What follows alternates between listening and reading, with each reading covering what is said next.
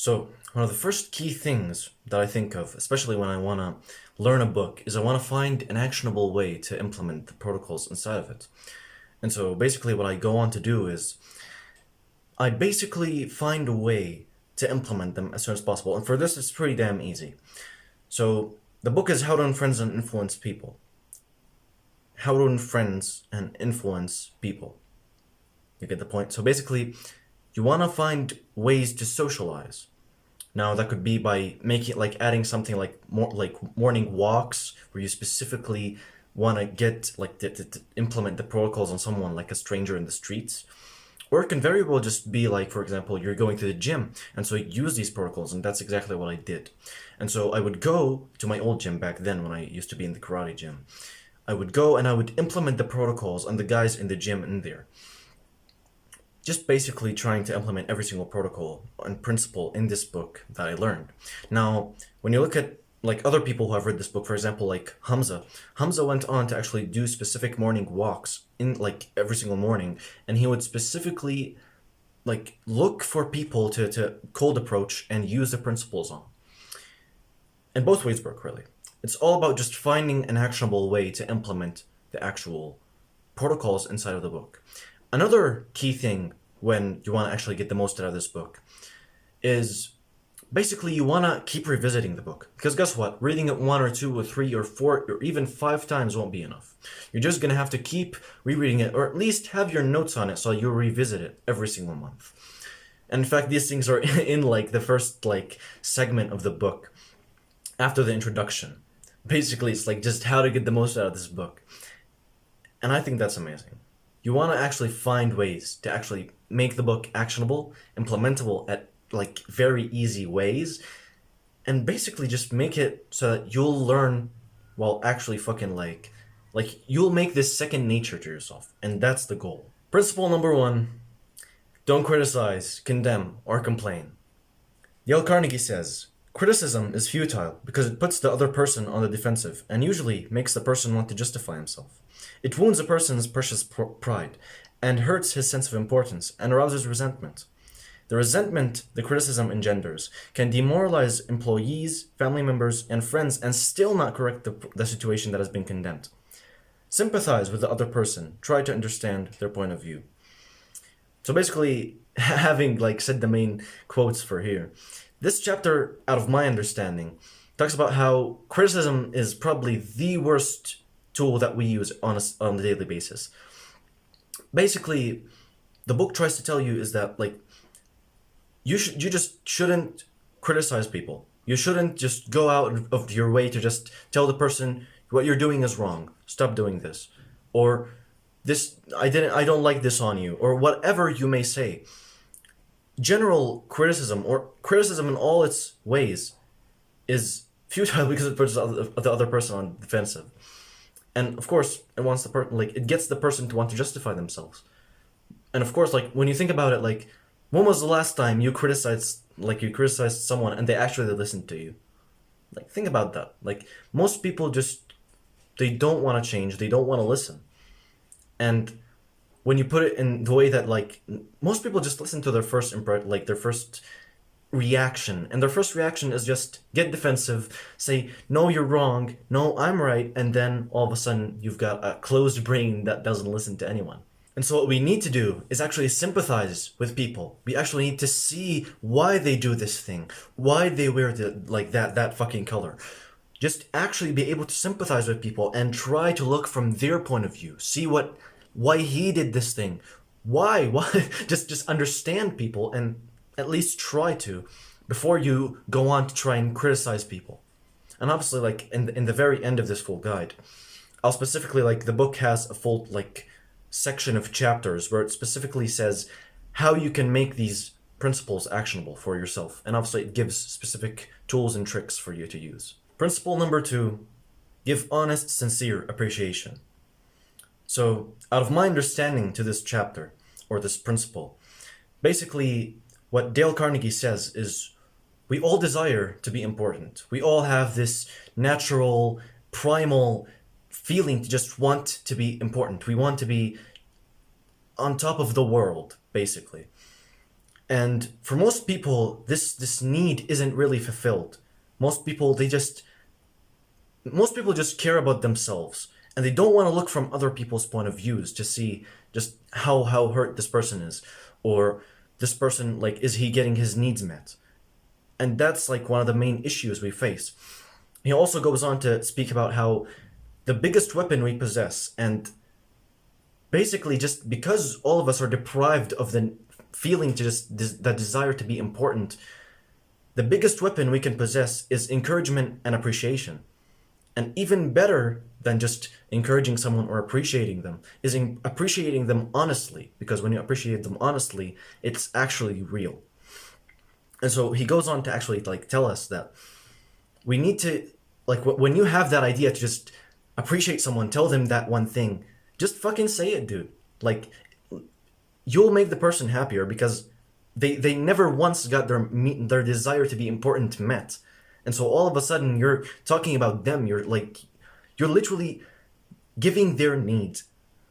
So all of a sudden this person's immediately just gonna look at you in a different way. He also goes on to say a little metaphor that I like. And he says about how you want to consider this as like food to your tribe, your people. And that basically, like, are you depriving your people of appreciation? Like, do you appreciate your people enough? Do you have a literal habit tracker to just like appreciate this person, tell them this thing, like sit down with this person and have a chat with them? Do you have a specific like habit tracker to literally like make your socializing life a whole lot better? And so like this is fucking amazing. Like, if you can just see this, like, we've uncovered a fucking key desire that people actually have. And then we found a way to literally abuse that desire to actually make people like actually come to us, influence people. And I think that's fucking amazing. Principle number 3, arouse in other people an eager want. So he starts this specific principle with a little metaphor that I really like. He says that when you're fishing, you don't use what you like, which is the strawberry ice cream. You use the grasshopper that the fish likes so that you will get the fish. And that's like that strikes something very interesting.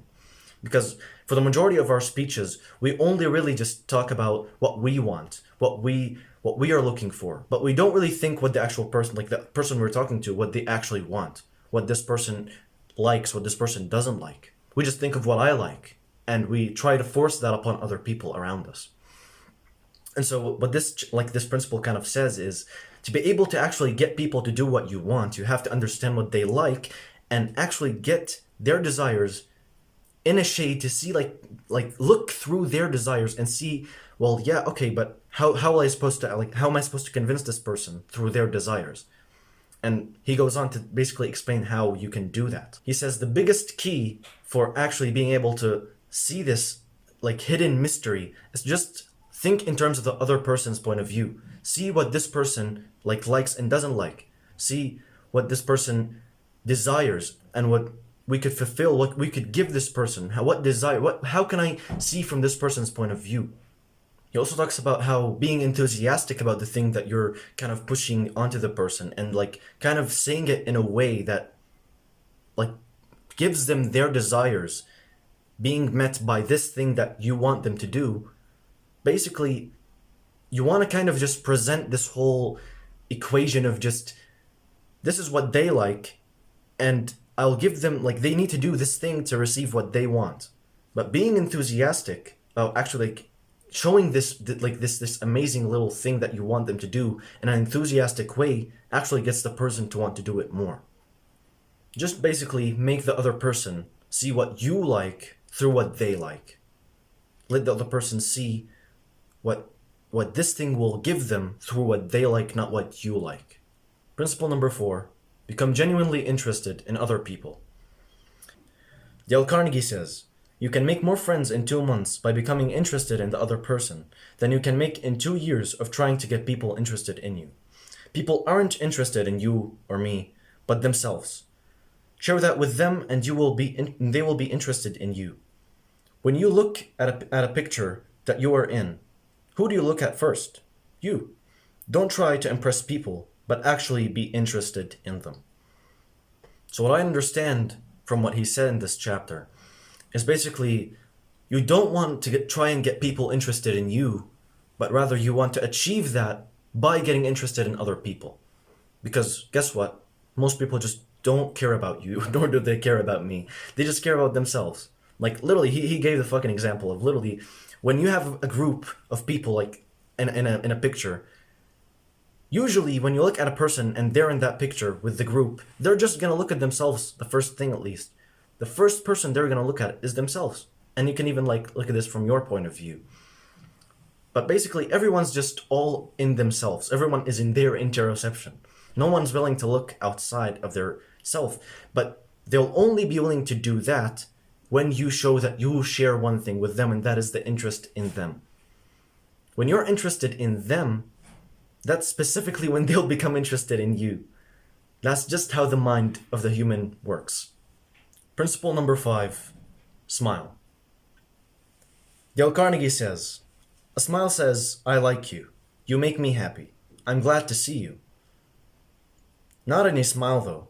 I'm talking an actual smile from your heart. So basically, what he's trying to say here is, smiling, just smiling alone, changes how a person's brain is wired. So I mean, I want to kind of go on a rant here, but basically, there's this dynamic in psychology called us versus them. And basically, this dynamic is in all of our brains. We like this goes on unconsciously. But when you look at a person who's new to you, in 3 seconds, you'll either say they're us or them. They're a part of us, he's one of us, or he's from them. And this can very well be altered, but usually one of the key elements that get you to decide if he's an us or them is if he smiles, if he's welcoming to you, or if he just looks at you like dead in the eye like that. He's just like a fucking war mongrel. At that point, you won't think of him as a part of you, like your tribe, but from them.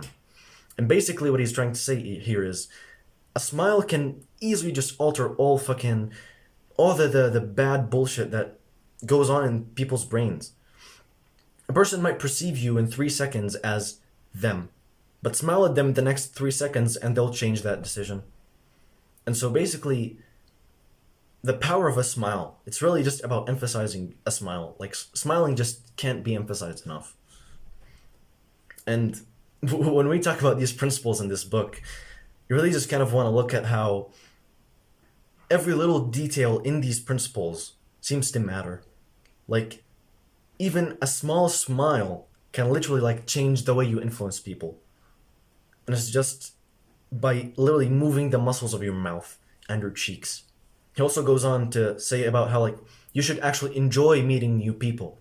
And when you come across a new person, try and actually be welcoming with a smile on your face. Principle number 6, remember that a person's name is the sweetest and most important sound in any language.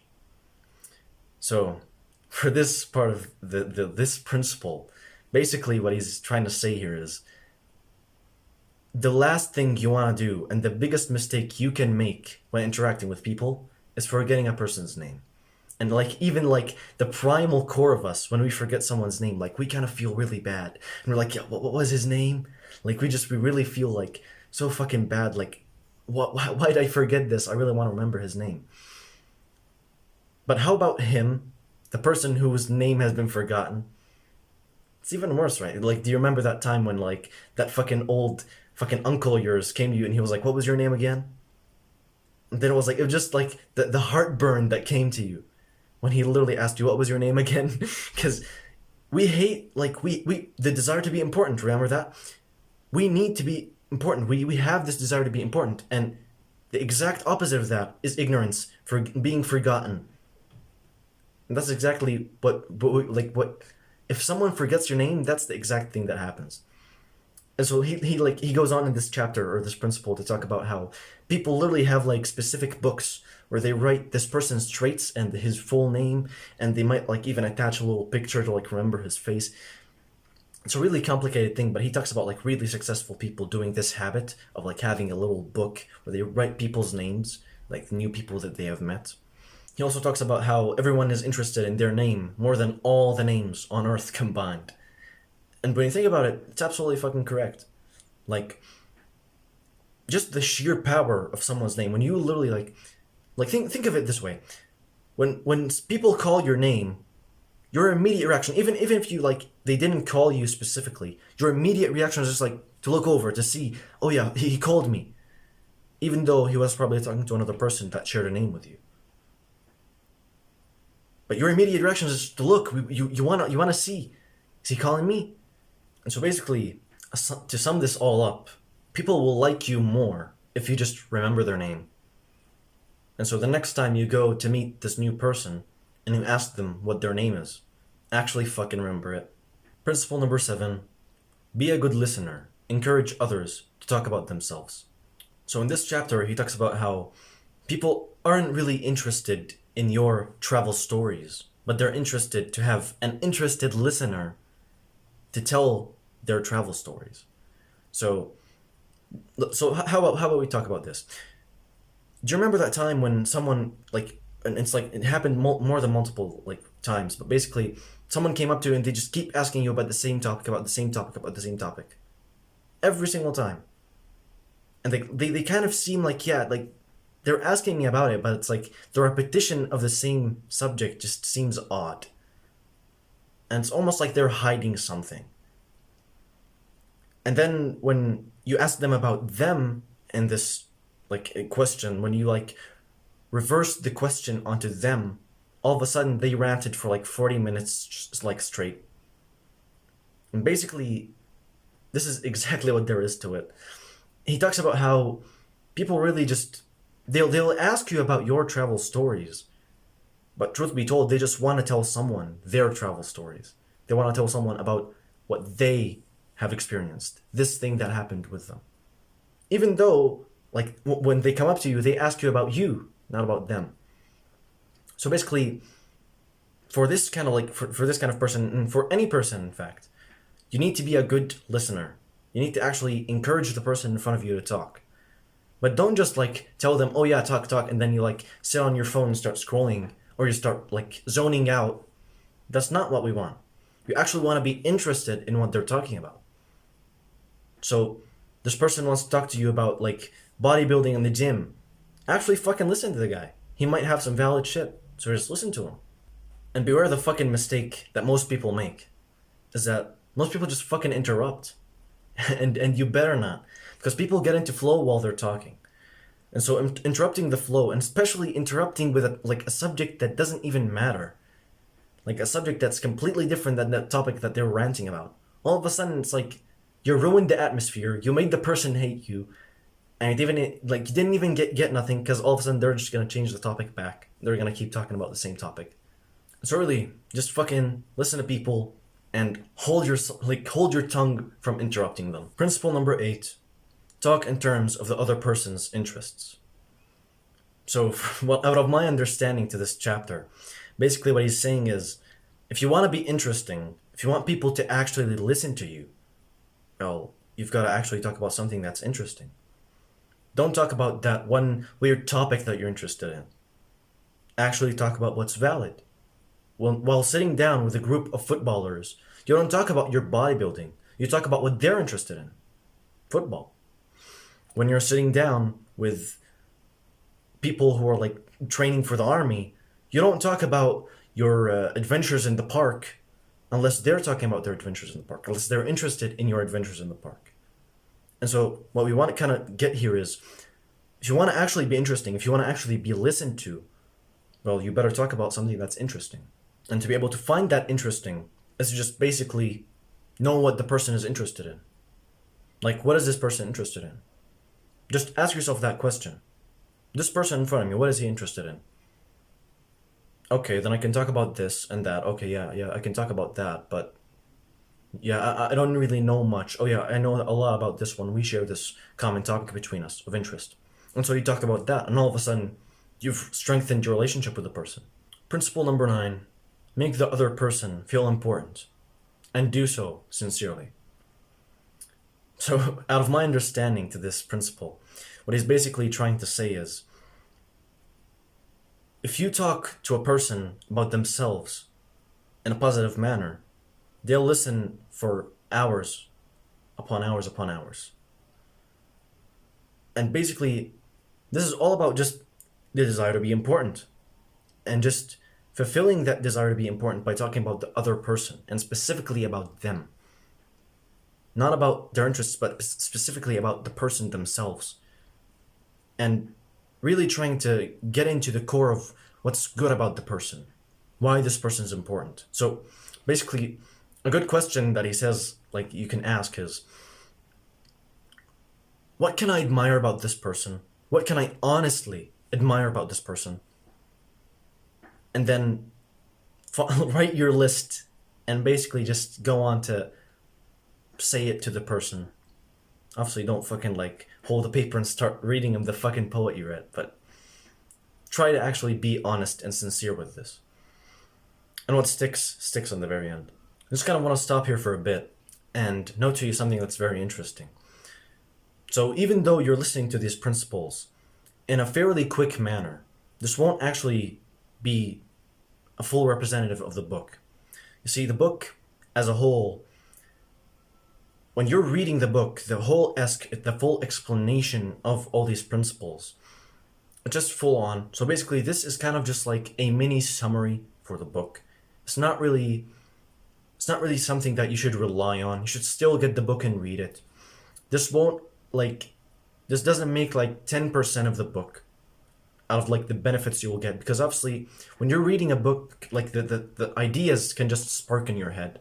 When you're sat here and you're just listening to these principles, you're receiving these principles in a very brief manner, so you're not really getting the full benefit. And so I suggest that you don't rely on this like full guide, but you actually get the book itself and still read the book, even though you've listened to the principles. Principle number 10, the best way to get the best of an argument is to avoid it to begin with. So out of my understanding to this principle, basically he's saying that for us to actually win an argument, it's basically pointless to win an argument. Because if you lose, your pride gets hurt and you lose face. If you win, then the person loses face and now they hate you. And then you have the mid option, which is the option that we need to actually choose. And that's avoiding arguments to begin with.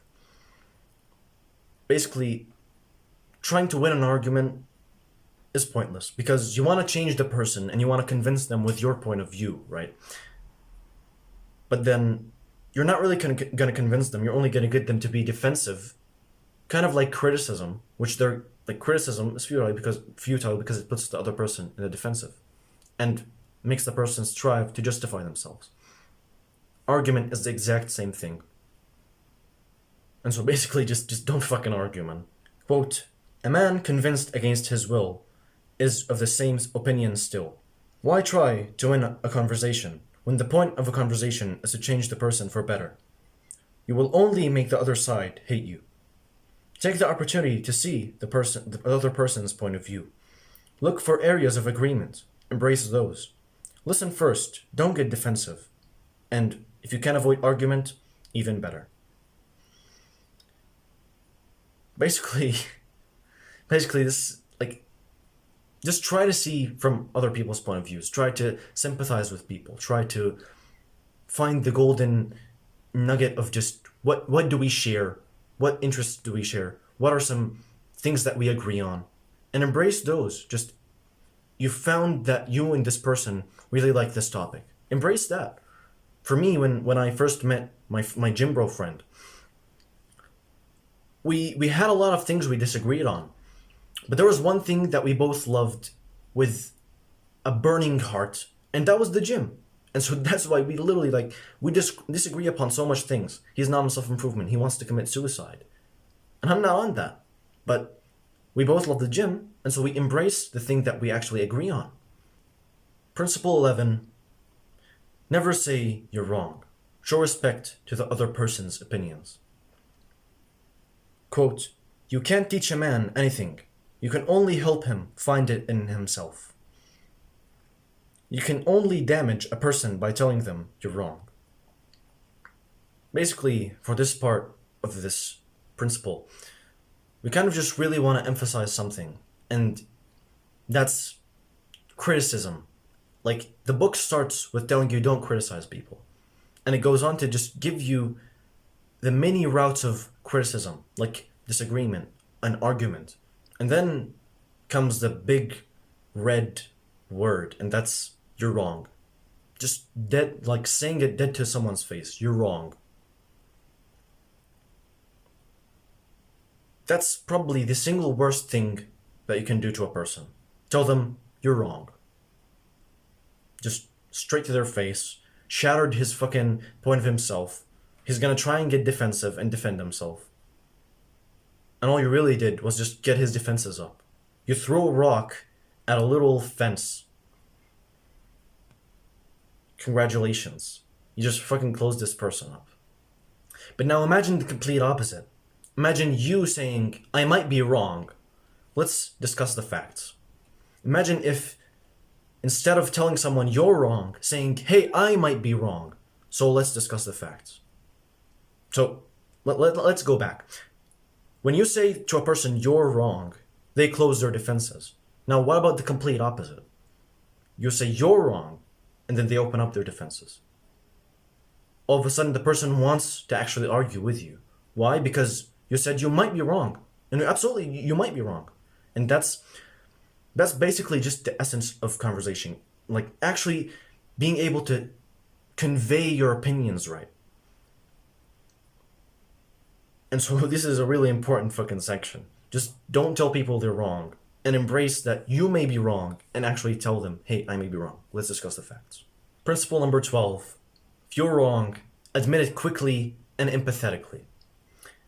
So out of my understanding to this principle, basically Dale Carnegie is saying here that when you're wrong, you need to say it as soon as possible.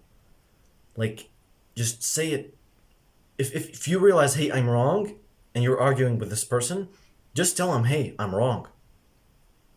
And say it empathetically. Say it while criticizing yourself. Saying it, say how ashamed you feel of yourself. And actually, like, you might think that this is like quite pathetic of like someone trying to like criticize themselves, but in fact, this grows relationships substantially than like just criticizing the other person. Criticizing yourself, now that makes the other person. So how about we actually look at this?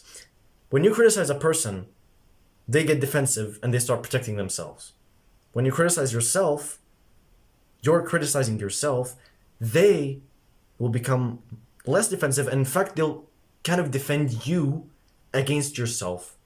So you're criticizing yourself, but they're gonna take side with you and defend you against your criticism. Do you see the power of this? And so basically, it's all about just being humble enough to say, hey, I'm wrong. I could be wrong. And when you know that you're wrong, just fucking say it. I'm wrong. I'm wrong. I'm pathetic. I'm a piece of shit.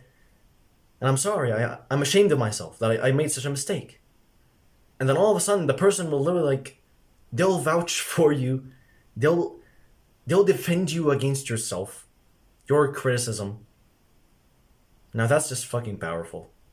And also, one thing that a lot of people make is that they listen to their first primal instinct, and that's trying to defend themselves when criticized. Well, you know that when you defend yourself, and you're defending yourself, and the person in front of you is defending themselves, nothing's gonna go well. And you're arguing, and that's not a fucking good thing to do to begin with, because it'll ruin your relationship, and there's no way out of it besides ignorance and just avoiding the whole thing to begin with. And so defending yourself isn't exactly the best way, is it? Make the other person try and defend you by actually saying, hey, yeah, you're right, I'm a piece of shit. You're right, I'm a piece of shit. And all of a sudden, the other person is feeling bad about what they just fucking said. Principle number 13, begin in a friendly way. So I want to tell you this quick story just because it's fucking interesting.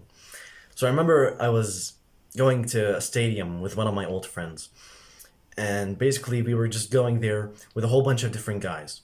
Before I went, my parents were like all over the place because we were going to just like the place is quite like low class, and like the stadium especially is like in a fucking like it's just in a really bad place that usually like especially at nighttime like you get a lot of bad people there. And so they didn't really want me to go there to the stadium with my friend. And obviously all the little kids as well, because like the kids that were with us, we like I didn't know no one of them besides just the one friend of mine. What was very interesting is, although they had told me, like they've kind of like pushed upon me the idea that be careful, like you might get your stuff stolen, like be careful. Oh, we won't have any responsibility in this. It's your fault. And then basically when I went there, I didn't embrace their ideas. In fact, I was all opened up to like learning about these people because I'd read How to Influence and Influence People. I actually know that when you come at people with clenched fists, when you come at people in an aggressive manner, they won't exactly welcome you, will they? And so instead, I came at them with fucking hands open, literally from the first moment of meeting the guys, I shook the hands of every single one of them. Literally, like, and by like probably like this the second conversation like I had with them, like in the stadium, literally like all the guys opened up to me. All the guys were like talking about like their shit and like how their studies are and like what their grade is and all that stuff. And they were talking about themselves. Now that's just fucking awesome. Now imagine if I came at those kids like how my parents told me, like with clenched fists and be careful, they might steal your stuff. And guess what? They might have done that. If I came at them with clenched fists, they might have absolutely done that. But it's because I came at them in a friendly way. That's why. Because I came at them and I was ready to embrace what they had. And so all of a sudden, all the guys opened up to me. And I had like 20 extra friends in my arsenal. Principle 14. Get the other person saying, yes, yes. So basically, what I understand of this principle, Dale Carnegie is telling us here that we need to actually start conversating with the person by not what we disagree on, but what we agree on. So basically, you and this person agree on this topic. So you know that you disagree on that other topic, but you start with a topic that actually you agree, like you and that person agree on. And so all of a sudden, you're getting the person saying yeses. And when they say yeses, all of a sudden, they've opened up to you. All of a sudden, they're actually willing to cooperate with you. And so to be able to get the person to actually agree with you, you want to talk about things that you already agree on. So that then when you open up the other topic that you don't agree on, they'll be more open to the suggestion. I just kind of want to note to you, before I move on to principle 15, is that when you're listening to these, and if you don't really understand one of these principles, you can very well just repeat the principle that you didn't understand. That's completely fine. Just, you can like go back if you didn't understand a certain principle, or the idea didn't really get into your head, or you were like mind wandering. And it happens, right? Like you can mind wander. And so basically, when you feel like you didn't really understand that chapter, you can very well just go back and actually like listen to that chapter. Hey, like I didn't really understand chapter 12, and so I want to go back to chapter 12 and understand what he was saying in that chapter. And you can repeat it like as much times as you want. Really just try and actually understand what you're listening to. Principle 15, let the other person do a great deal of the talking. So this basically just goes back to the principle of being a good listener. As long as you're a good listener, people are willing to talk to you. As long as you show them that you're interested in what they're saying and you're actually genuinely interested, they're willing to fucking talk. And people just want someone to rant to. Let's just all be honest. People just want someone that they can sit down for the next hour and just empty out their words on them. And you can very well be that person. If you want to improve your relationship with someone, be that person. Let the person rant to you. Let people rant to you. And all of a sudden, you're going to have an extra 500 people in your arsenal of just friends. And of course, we want to still be aware of the biggest mistake that there can be, which is interrupting the person or trying to change the subject. And those two are the biggest conversation destroyers. When someone's in flow, just let them fucking speak, bro. Like, don't fucking interrupt the guy. Principle 16, let the other person think the idea is theirs. So out of my understanding to this chapter kind of basically relates to the old chapter where we talked about how you can't teach a man something. You only can get the man to find the thing inside of him. And I think this relates to it a whole lot. It's all about getting the person to actually get suggested this certain thing. And he really emphasizes not giving direct orders to people, but rather actually suggesting something. So turning your sentences, your orders, to questions. Because guess what?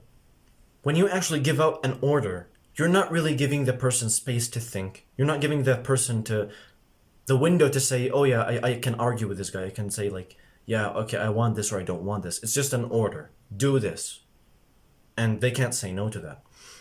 As opposed to you suggesting something which gets them to like specifically think to themselves, why would I do this thing? And then they would think of their interests of why this thing might benefit them. Now, of course, some people can't really like see your point of view fully. And so you're just going to have to bring the thing that they're going to benefit in front of them to the table. But here it's really about just not giving direct orders or calls, but rather just giving a suggestion and getting the other person space to think of why I might do that thing. And then all of a sudden the idea just sparks in their head. The idea that you had. And just try to make them think that the idea that you had was just theirs originally. And they're more likely to do that thing. Principle 17. Try to see things from the other person's point of view. Quote, people can be wrong, but they can't see that. People do this and that and think this and that for a reason. Discover it and you can change them. To do that is to place yourself in their shoes. Place yourself in their shoes. Basically, what he's trying to say here is, it's all about trying to honestly say things from the point of view of the other person. This has been emphasized over and over. If there's one thing you can get out of this book, it's this. Just try to honestly see things from the other person's point of view. And he literally says that at the end of the chapter. Just honestly try to see things from the other person's point of view. Why would this person do this to begin with? Why would I tell this person to do this and they would actually like tell me, okay, I would do it? And actually just try to see things from their point of view. Kind of like the fish, like the fishing. Why don't we use the same method of fishing, but on people? When we want to arouse an eager want in people, we don't think, like when we want to fish, we don't think of what we want. Oh yeah, I'm gonna put some strawberry ice cream because that's delicious, and the fish will eat that and will come to me. No, of course not. You think of what the fish wants, and the fish wants a grasshopper, and so you slide a grasshopper on the hook and you slide that in there. And then all of a sudden, the fishes come at you. So to be able to get a person to understand that they may be wrong is to see from their point of view and try to sympathize with them so that they can sympathize with you and understand that, hey, this person's right, I'm wrong. Principle 18, be sympathetic with the other person's desires and interests. Quote, sympathize with people's points of views, for you were to be like them under similar circumstances. People want sympathy. So, if you want sympathy, just give it. People just want sympathy. And so the easiest way that you can actually get people to listen to you is to just give them what they want. We already know that from the desire to be important. If someone wants to feel important, you give them that thing and all of a sudden they like you because you fulfilled a desire, a need in them.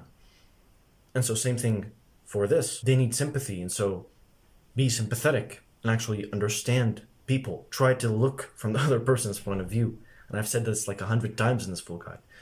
And it's all about really just thinking that, hey, this person thinks like that, but I would probably think like them if I were under similar circumstances, and that's absolutely correct. Like if I were born in the same household as them, then of course I probably would think the same idea as them.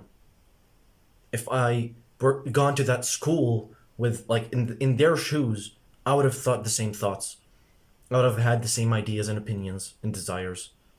And so we want to sympathize with the other person. We want to be able to say that, hey, okay, it's fine that you think that, but there's something better. Now, obviously, you don't say that there's something better. That's kind of just to keep it for yourself. but you want to actually sympathize, show the person that, hey, you can be right, and I may be wrong, but let's discuss the facts. Principle 19, appeal to the nobler motives. So, out of what I understand from this principle, it's basically just about the way you place what you want and basically how you phrase the order of, I want this, I want you to do this for me, or that. And he talks about a good story in there, which is pretty interesting to me, at least. There was a guy who didn't like the a picture of him being published on the newspaper, and yet they published it. And so he called them, and then he didn't just say, I don't want this picture of me to be shared. He said, I don't, remove the picture because my mother doesn't like it when that picture gets shared. So he put it in a nobler motive that it's not me, I don't care, but it's the nobler motive of my mother not wanting it. He talked also about a famous person who had the pictures of his children being published, and then he didn't want his children being too publicized, and so he went out and said, you know how it is for little youngsters, we don't want them to get too publicity, and we want to kind of keep them private. He didn't say, I don't want the pictures of my children to be published. He went to the nobler motives, and he chose a better reason for people to actually say, okay, right, I can sympathize with this person. Principle 20, dramatize your ideas. So out of my understanding to this principle, and you might be able to relate to this, but basically it's all about just being able to dramatize most of the situations and things you can, you say. You need to be able to dramatize your words. You want to be able to make things look like stories, because guess what? People are really hooked onto stories. Most of the things that the content that you see on short form content and stuff like that, most of it's really just presented as a story. Almost like an algorithm where it's step 1, step 2, step 3, step 4, step 5. It's all a beginning and an end, and a timeline. And being able to put your ideas into that, you'll be much more interesting to people. And in fact, you see how I what I do in my full guides, especially. I always start with a story.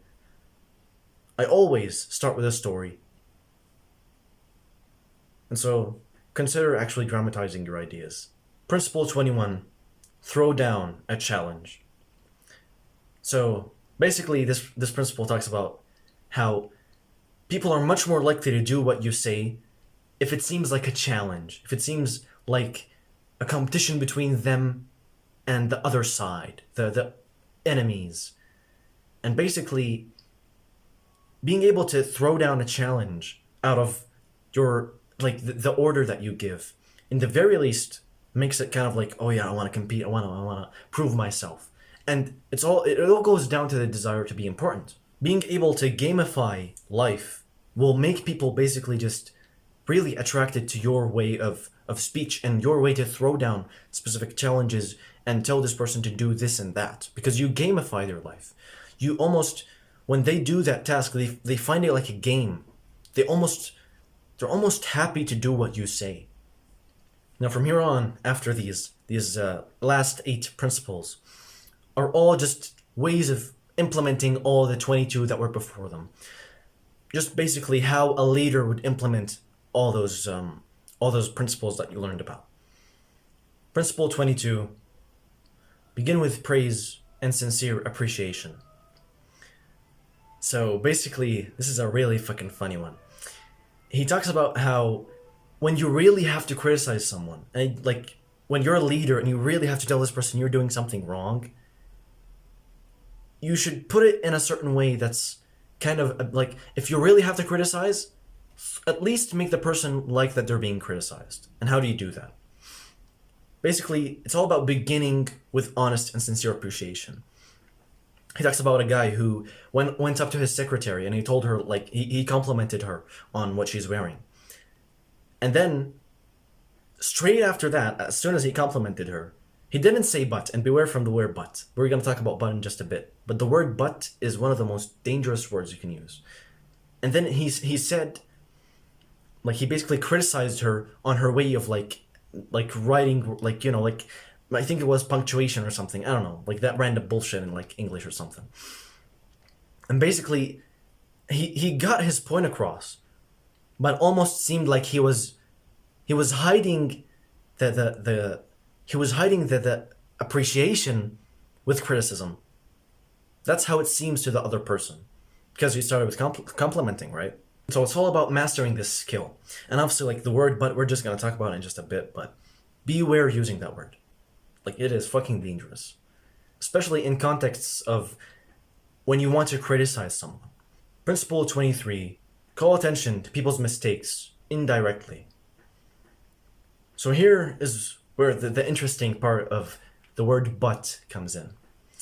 You see, especially when you want to criticize someone, the last thing you want to be using is "but." Especially in that context of like you said something good, and then you want to say something bad. If you say like especially for like parents, when they go up to their child and they tell them, "You did really awesome on your grades, but your mathematics sucked for you. You should work on mathematics."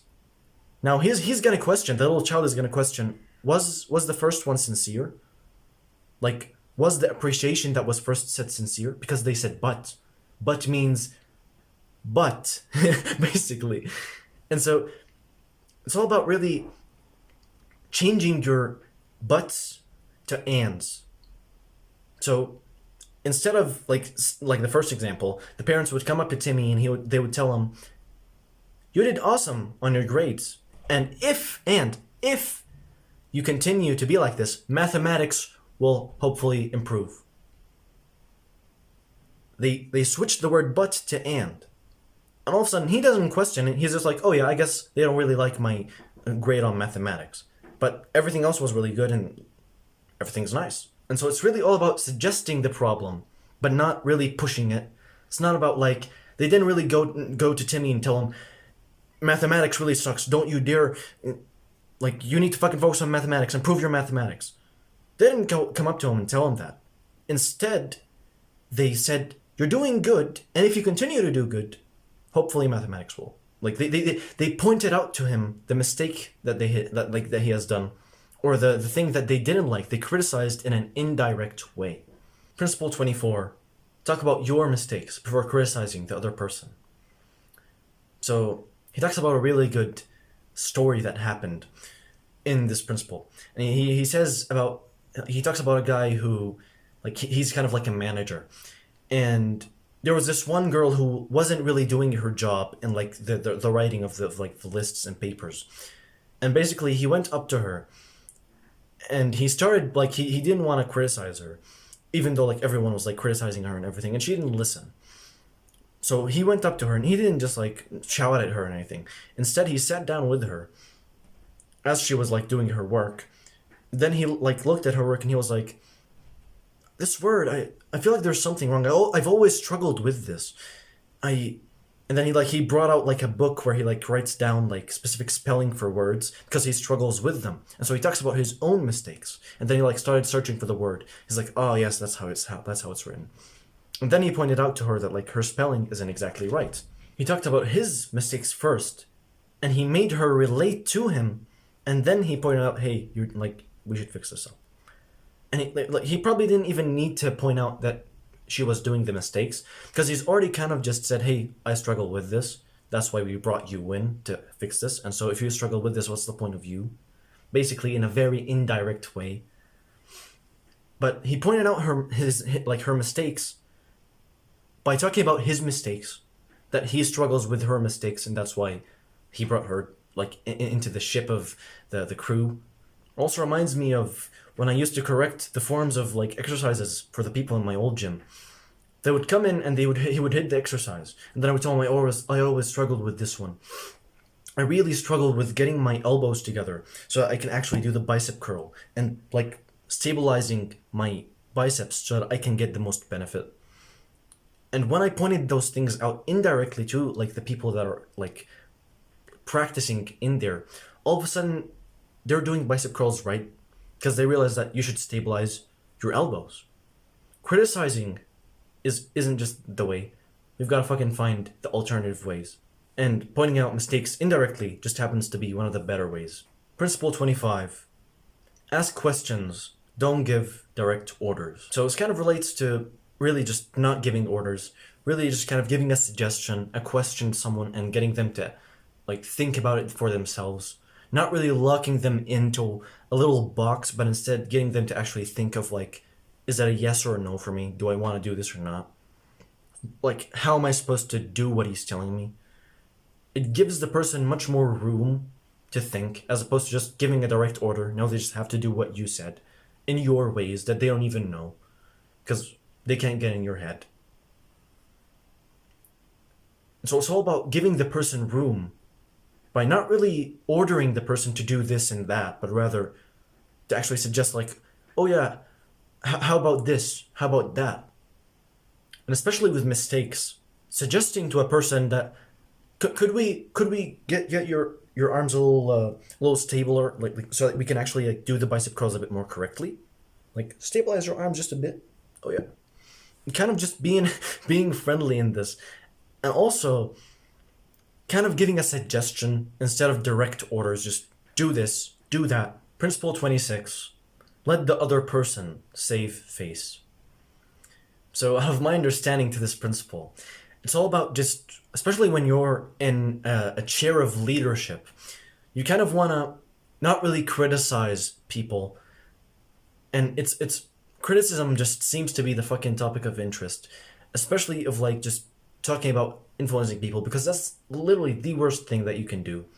So just don't fuck people's mental health by literally just like, he talks about how like when people are like being fired, they don't really get like, they shouldn't be getting a letter of like just pure just kicking the person out, but rather actually like kind of appreciating the service that they've like given, and instead just kind of just giving them like a recap of everything that's happened. Just be like, if we had a place for you on the cruise ship, we would have kept you, but yeah, and you know, like if we have any other space for you, we'll bring you back. And so it's all about really just focusing on the positive and trying to be optimistic, even though the situation is very negative.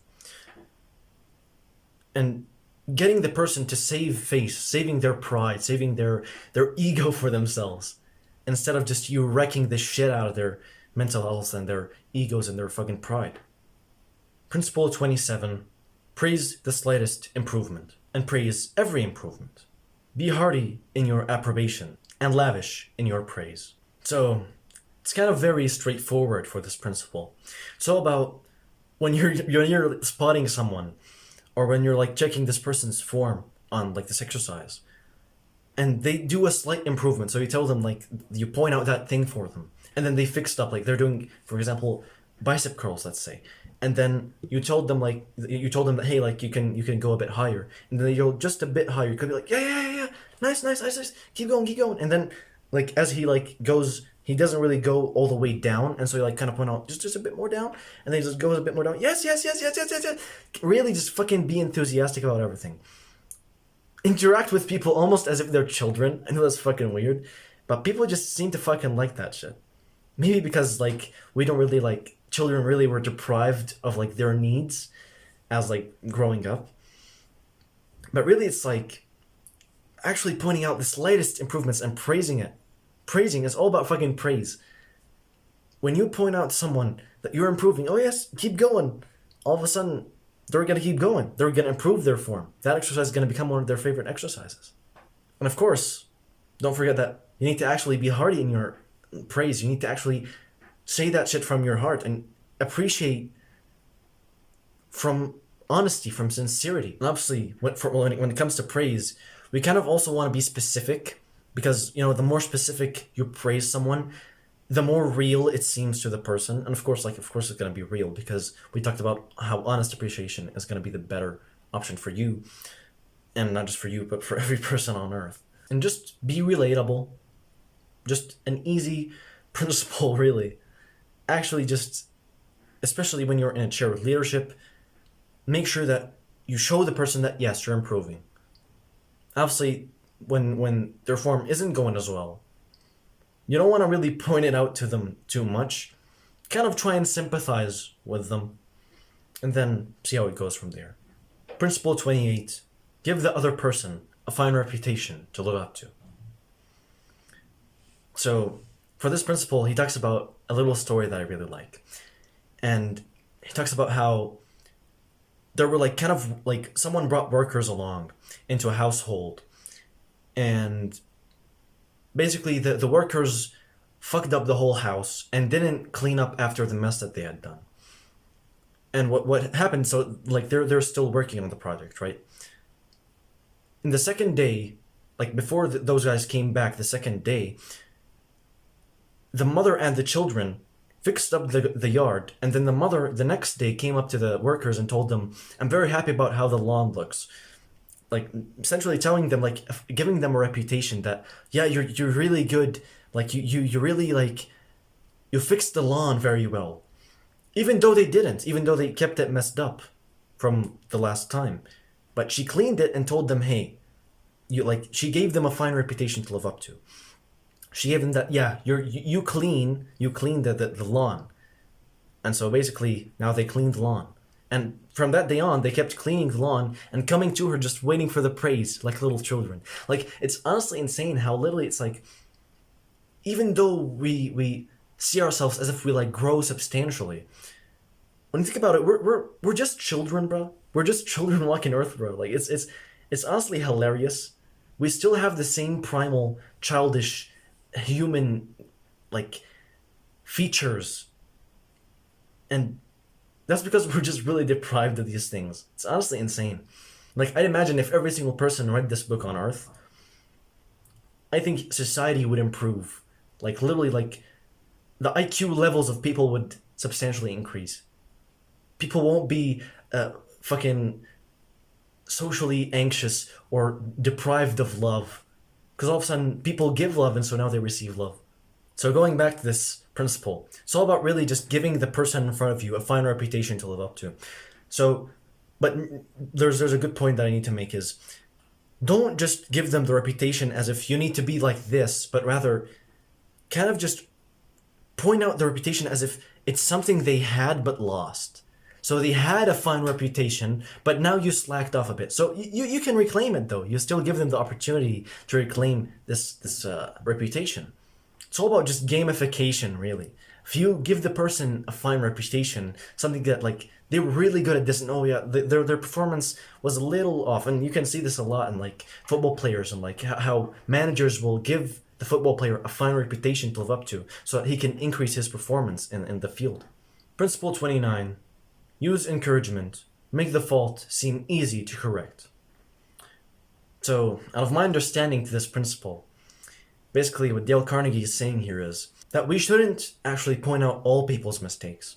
So when you're in a chair of leadership, we shouldn't just look at this person and be like, oh yeah, you have this mistake and this mistake and this mistake and this, and point out all their mistakes, but rather we want to kind of almost guide the way for them. So give them the biggest mistake and kind of just let them figure out the rest on their own. Just to not really dishearten the person, because a lot of people their motivation systems are fucked up. They're scrolling on TikTok all day long. They play video games. They do all the sort of bullshit that you would expect most people to do. And so naturally, their motivation systems are fucked. And so when you just tell them about one mistake, even one mistake, they'll kind of just naturally get disheartened. They almost kind of far away from what you're teaching them. And it almost becomes a little too disheartening for them to even do the activity to begin with that you're making them do. And so basically what we want to do is kind of minimize the amount of mistakes we point out to people and kind of get them to figure out the rest on their own. Or we can point those mistakes indirectly, as opposed to just saying it straight to their face and fucking their mental health up. And also, it's all about really pointing out that these mistakes are super easy to fix up. You're hitting the scata right. It's super easy fault. In fact, I used to do this when I used to teach the little children. It's a really easy fault. You just have to just bring your foot a bit more, and your knee just kind of get just a bit more to the back. Oh yeah, brilliant. Literally, I would just kind of fix their form, and I would make the fault super easy to correct, even though their first form looked like shit, and their second form is even shitter, but it's in the very least it was better than the first one. It's all about making the other person think that the mistake is easy and that it's being corrected on like immediately, basically. And finally, principle 30, make the other person happy about the thing that you suggest. Quote, be sincere. Forget your benefit. Focus on the other person's benefit. Know what you want the other person to do. Be empathetic. Ask yourself what they want, what their desires are. Show dependency on the other person. So these are just kind of like, this chapter kind of just shows a whole bunch of like little techniques to actually getting the person to do what you want. You have to actually know what you want the person to do, and you have to look from their point of view and realize that, okay, what are this person's desires? How can I amplify this person's desires? How can I help this person a bit more? And then finding just the perfect balance of this person's satisfaction while also just giving them like a push to their hard work that they're going to give you. And also you have to kind of just show dependency on the person, that like you're the only man who's like the only man that can do this job, like, you know, the fucking Batman shit, you know, really just fucking make them feel like they're only fucking superhero in the city, and then all of a sudden they have dependency on you. Sure, when they're like presented with the problem, it's not gonna be super amazing, but in the very least they've kind of gotten their feeling of importance, their desire of importance fulfilled, because now they can actually be like, oh yeah, I'm the baddest motherfucker on the planet, and then all of a sudden they're more likely to do the job well. So before I end up this amazing fucking full guide and this extremely beneficial full guide, I've left you a little template. It's in the description. Basically just kind of to recap everything in this full guide. It's just really just a revision like paper. You can download it, or you can just basically like duplicate it to your Notion if you use Notion. It's in the description, so check it out. These are ending notes, so if you want to actually go off the video, you can. Basically, what I just kind of wanted to say on these ending notes is the amount of benefit you can get out of this book is amazing. For me, this book was life-changing. It's extremely it's just a super reliable book. It was one that developed my social skills substantially. In fact, I can come up to any person that I want and literally have them become a friend of mine in like less than 2 days. And it's honestly just really the amount of power this book has. I just can't emphasize it enough. And so even though you know all the principles, you know what the book contains, you need to actually read the book. This doesn't stop you from reading the book.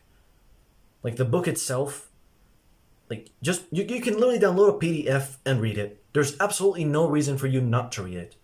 If you really need a physical book, then just buy one. There's absolutely no reason for you to just go and say, oh yeah, I don't want to read the book. This full guide's enough. And I did this mistake back then. I listened to a summary for the book Atomic Habits, and I thought, oh yeah, I read the book. I don't need to buy the book. I don't need to read the book. And guess what? Because I didn't read the book, I don't understand shit from the book. And guess what? I'm gonna buy the book and I'm gonna read the book. I thought, I mastered the skill. I know what the book says, but a chapter that's like 10 pages long isn't like a 5-minute description of that chapter. Even less, probably 1 minute fucking description of the chapter. And so you really you need to fucking read the book. This doesn't stop you from reading the book. This is just for you to kind of get a bit of your time out to actually learn something. But in any case, that's just kind of what I wanted to go through, and so I'll see you in the next full guide.